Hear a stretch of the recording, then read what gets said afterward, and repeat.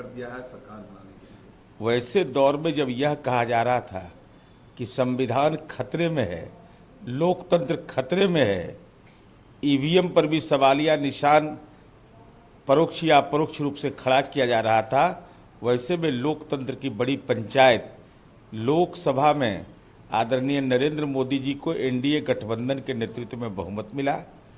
तो देश की जनता की आकांक्षा है कि तीसरी बार जब देश के प्रधानमंत्री आप बने तो युवा किसान, इस समाज के तमाम तबके के लोगों की उम्मीद है कि उनकी जिंदगी और बेहतर दिशा में काम कर पाए। कांग्रेस ने एनडीए अलायंस को नीतीश और नायडू डिपेंडेंट अलायंस बताया है। तो हम यह जानना चाहते हैं ना, कांग्रेस पार्टी से यह जानना चाहते हैं कि नरसिम्हा राव साहब को कितने एमपी पर प्रधानमंत्री बने थे, डॉक्टर मनमोहन सिंह किस पर बने थे। अरे गठबंधन इस देश की राजनीति की आवश्यकता है, क्षेत्रीय दलों की भूमिका महत्वपूर्ण होती है। इसलिए कांग्रेस पार्टी को भी इस बात का एहसास होना चाहिए कि इंडी गठबंधन में क्या हाल हुआ।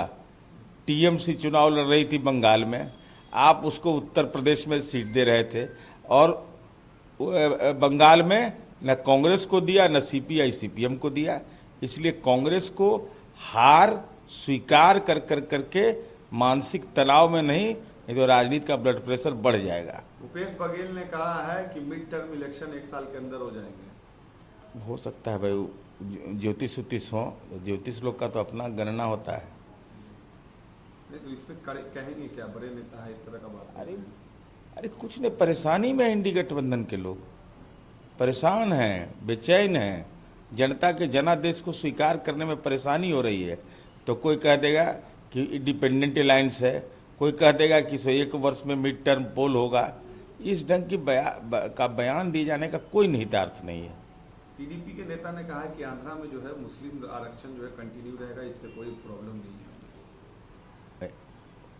तेलुगु देशम पार्टी एक एनडीए गठबंधन का हिस्सा है और वह अपने बुनियाद पर चुनाव लड़ा है।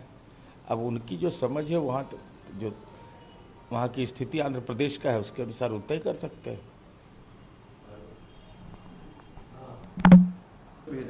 क्या मंत्रिमंडल को लेकर कयास लगाए जा रहे हैं कि जेडीयू की तरफ से 3 या 4 मंत्री पद की डिमांड की जा रही है, इसमें क्या सच्चाई है दादा और क्या डिमांड है आप लोगों की? बिना शर्त हम लोगों ने आदरणीय नरेंद्र मोदी जी को समर्थन दिया है। मंत्रिमंडल का गठन आदरणीय प्रधानमंत्री जी का विशेषाधिकार है। माननीय मुख्यमंत्री जी पार्टी के राष्ट्रीय अध्यक्ष है, किसी को चिंता करने की जरूरत नहीं है, न विपक्ष के लोगों को बेचैन होने की जरूरत है। जो भी होगा बिहार के लिए भला होगा। कहा जा रहा है कि 4 एमपी पर 1 मंत्री आप लोग चाह रहे हैं। अभी कहाँ से ही राजनीति का चंडूखाना का आया है अंगणित मुझे नहीं मालूम। भाई एनडीए गठबंधन की बैठक हुई, उसमें कोई प्रस्ताव पारित हुआ नहीं, केवल संसदीय दल का नेता चुन लिया गया। हमारी पार्टी के संसदीय दल की बैठक हुई तो माननीय मुख्यमंत्री जी को अधिकृत कर दिया गया, तभी सवाल कहाँ से उठता है।